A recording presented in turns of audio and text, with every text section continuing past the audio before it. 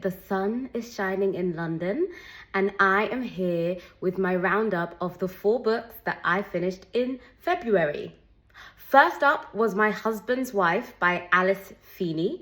I listened to this on audio and I really struggled with what to rate it because while it did keep me guessing and there were a fair few things I did not see coming, I really struggled to lose myself in the story.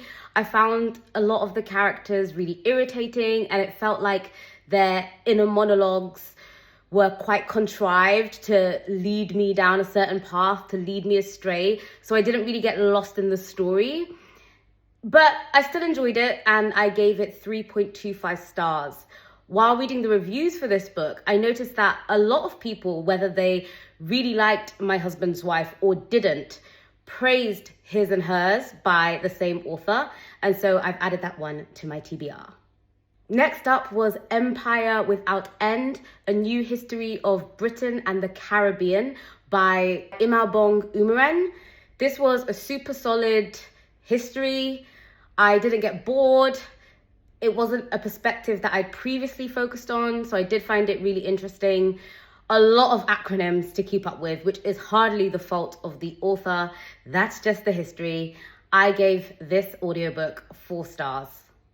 Then I finally finished The Talisman by Stephen King and Peter Straub. It's a 1,000-page book that I had been reading for 3 months.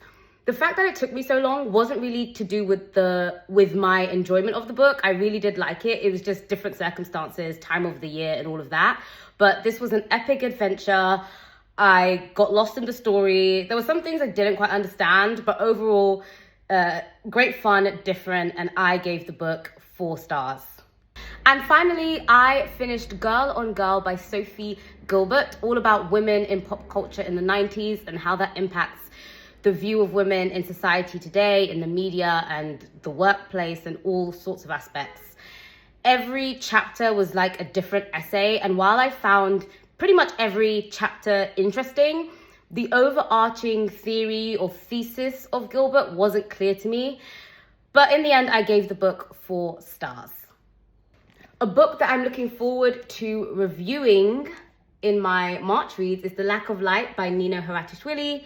It was kindly sent to me by Harper Via some months ago when they heard that The Eighth Life for Brilke was my favorite book, is my current favorite book. And so I'm almost there with this 700-page book.